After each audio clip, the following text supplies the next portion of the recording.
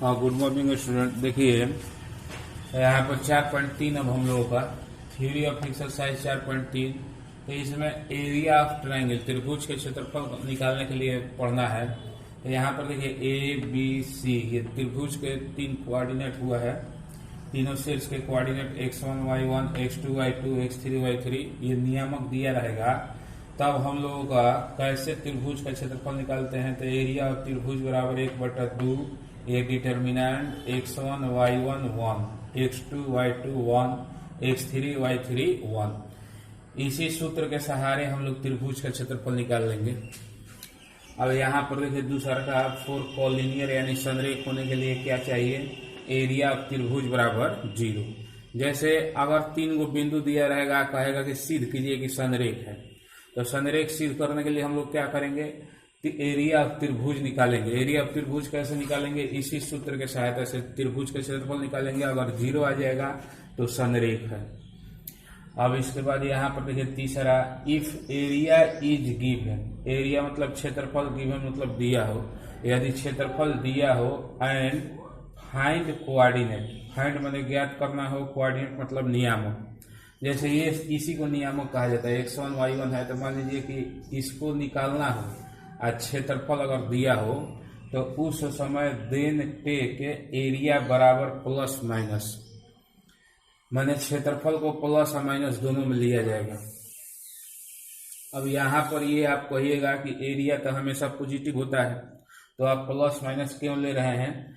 तो यहाँ पर देखिए निकालने पर डिपेंड करता है कि आपको क्या निकालना है, उसके अनुसार यहाँ पर लेना होता है। जैसे यहाँ पर हम लोगों को कोऑर्डिनेट निकालना है, कोऑर्डिनेट का मतलब नियामक, नियामक मतलब ये x1 y1 चाहे x2 y2 इसी में से कोई निकालना है। तो ये वाला मान जो है वो प्लस में भी होता है माइनस में भी होता है। इसके चलते जब ये निकालना रहेगा और क्षेत्रफल दिया रहेगा, ये होता है प्लस माइनस दोनों में, तो इसीलिए हम लोग एरिया जो है निकालेंगे प्लस और माइनस दोनों लेकर के। तो यही हम लोगों का 4.3 का थ्योरी था, इसको आप नोट कर लीजिए।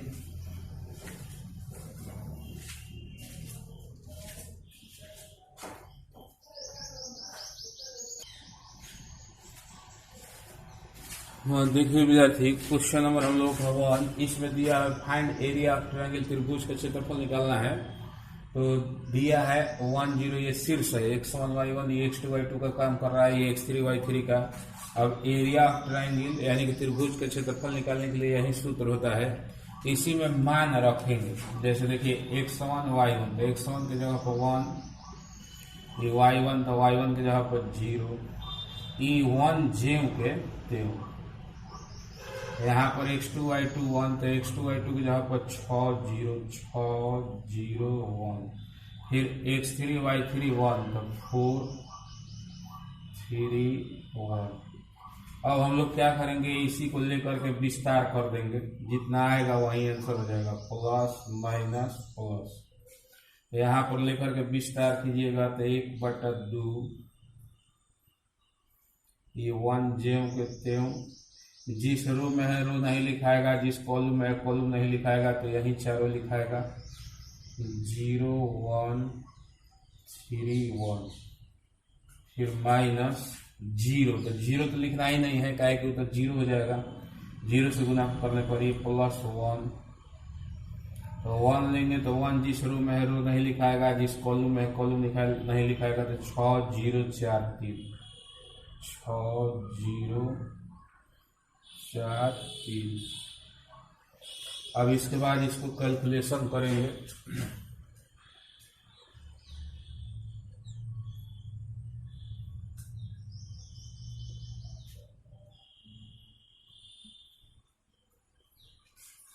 देखिए 63 3 गुना 0 से 1 में तो 0, 3 से 1 में तो 3, फिर ये 6 से 3 में तो 18 हो जाएगा, प्लस 18 माइनस 0। अब यहाँ पर हो जाएगा 1/2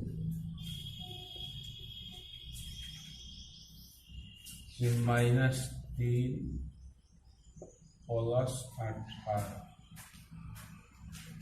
18 में से 3 घट जाएगा तो ये जाएगा 15, ये 15/2। स्क्वायर यूनिट,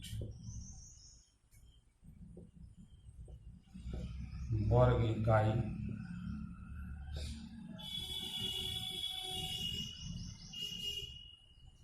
यही हम लोगों का हो जाएगा आंसर। यही 18-3 तो 15, 15 से 1/2 में गुना तो 15/2, 15/2 वर्ग इकाई, यही आंसर हो जाएगा। तो पहला में 3 सवाल है, तो पहला हम बनाए हैं, बाकी 2 को आप लोग अपने से बनाइएगा। इसको लिख लीजिए।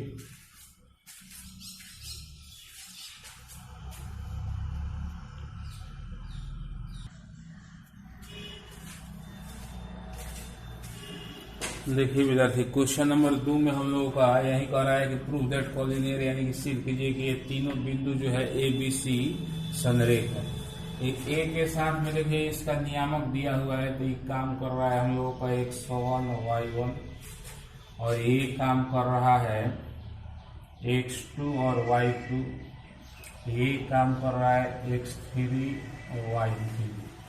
अब यहाँ पर देखिए ध्यान से, जब सिद्ध करना है कि संरेख है, तो संरेख होने के लिए हम लोग क्या करेंगे कि एरिया ऑफ त्रिभुज निकालेंगे, एरिया ऑफ ट्रायंगल, त्रिभुज का क्षेत्रफल निकालेंगे। अगर 0 आ जाएगा तो संरेख है। तो यहाँ पर देखिए एरिया ऑफ ट्रायंगल बराबर सूत्र होता है 1/2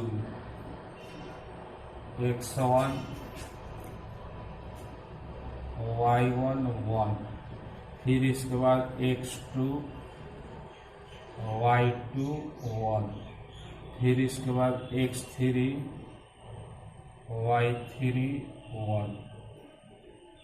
अब यहाँ पर हम लोग करेंगे क्या, इसमें वैल्यू रखेंगे और सॉल्व करेंगे। देखिए देखेंगे कि 0 आ रहा है कि नहीं। 0 आ जाएगा तो प्रूफ हो जाएगा। तो यहाँ पर देखिए 1/2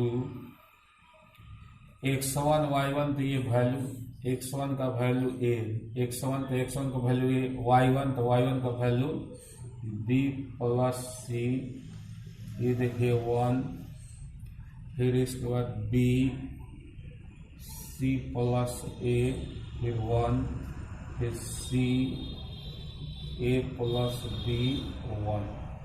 अब आप ध्यान से देखिए, हम लोगों को इसी को सॉल्व करना है। तो इस सॉल्व करने के लिए हमारे पास 3 तरीका है। एक तो ये है, सवाल के 3 को एक है तो 2 को 0 बना करके इसको सॉल्व करें। दूसरा ये भी तरीका है कि प्लस माइनस प्लस लेकर के इसको विस्तार कर दें। और तीसरा ये तरीका है कि एक प्रॉपर्टीज का यूज करें। अगर ये देखिए इसको हम लोग जोड़ते हैं तो a प्लस बी प्लस सी हो जाएगा। इसको भी जोड़ते हैं तो a प्लस बी प्लस सी, ये भी जोड़ेगा तो a प्लस बी प्लस सी। यानी कि इसको जोड़ने का मतलब कि पूरा लाइन के साथ जोड़े हैं। तो ये है आपका C1 और ये है C2। तो यहाँ पर हम लोग लिखेंगे फ्रॉम C1 के जगह पर C1 प्लस C2। तो C1 की जगह पर C1 प्लस C2 लिखने से हम लोगों का आ जाएगा, देखिए इतना 1/2 a plus b plus c।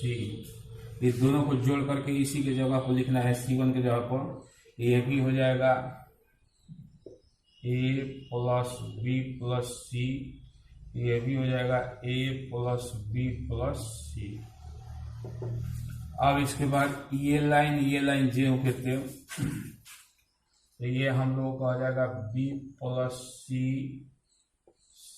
Plus a plus b, ये आपका 1 1 1। अब यहाँ पर आप ध्यान दीजिए, a plus b plus c हम लोग कॉमन ले लेंगे। अब कॉमन ले लेंगे तो 1/2 a plus b plus c, तो यहाँ पर बचेगा 1 1 1। फिर इसके बाद आपका b plus c plus a plus b, ये भी 1 1 1।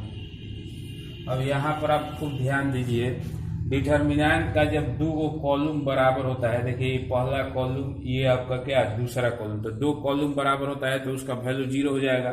और 0 से इसमें गुना कराएंगे तो ये भी 0 हो जाएगा।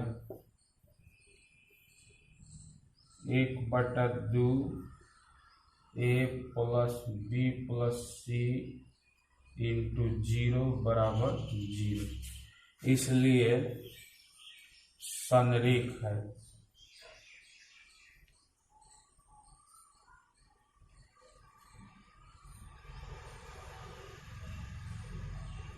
यह हम लोग का प्रूफ हो गया, इसको आप लिख लीजिए।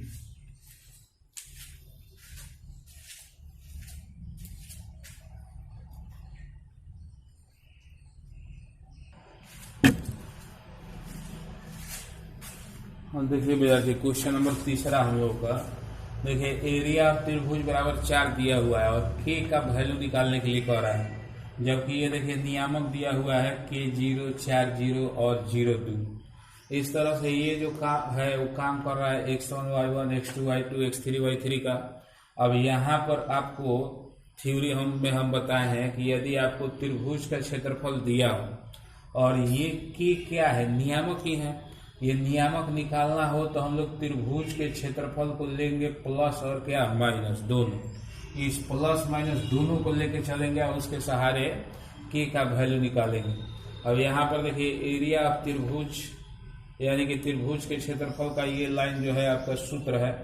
अब ये 1/2 भागा में 2 है, इसको ले जाइएगा इधर गुना करेगा तो 4 दूनी हो जाएगा 8। अब इसके बाद ये हम मान रखे हैं x1 y1 1, तो x1 की वैल्यू के, y1 तो y1 का वैल्यू 0, ये 1 0 कहते हैं, x2 y2 x3 y3, तो ये वैल्यू रख दिया गया है। अब इसके बाद यहाँ पर हम लोगों का क्या हो जाएगा प्लस माइनस प्लस, इसी को लेकर के विस्तार करना है। तो ये के जिस रो में है रो नहीं लिखाएगा, जिस कॉलम में है कॉलम नहीं लिखाएगा, 0 1 2 1 लिखा गया। अभी 0 तो लिखाएगा नहीं, कहेगा 0 हो जाएगा, फिर प्लस 1, तो ये जिस रो में है रो नहीं लिखाएगा, जिस कॉलम में है कॉलम नहीं लिखाएगा, 4 0 0 2। अब इसके बाद देखिए के जे कहते हैं, ये तिरछा से गुना करके घटाया गया, 0 से 1 में तो 0, 2 से 1 में तो 2, यहाँ पर 4 से 2 में तो 8, फिर माइनस 0 से 0 में तो 0, ये माइनस 2 से के में तो माइनस 2 के, 1 से 8 में तो 8, इतना बराबर प्लस माइनस 8। अब यहाँ पर एक प्लस लेंगे और एक माइनस लेंगे, तो यहाँ पर देखिए टेक प्लस यानी कि -2k + 8 बराबर प्लस 8, ये 8 8 कट जाएगा तो -2 के बराबर 0, तो के बराबर हो जाएगा 0, ये वो आंसर हो गया। अब टेक माइनस, तो -2k + 8 बराबर -8, ये +8 उधर जाएगा तो -8 होगा, तो -8 -16, -2 से -16 कट गया, ये माइनस कट गया, 2 से 16 कट गया, तो के बराबर हो गया 8। इस तरह से के बराबर 0 और के बराबर 8, यही हम लोगों का आंसर हो गया। इसी आधार पर क्वेश्चन नंबर 5 है आपका, 4 नंबर अलग टाइप का है, उसको हम बता रहे हैं।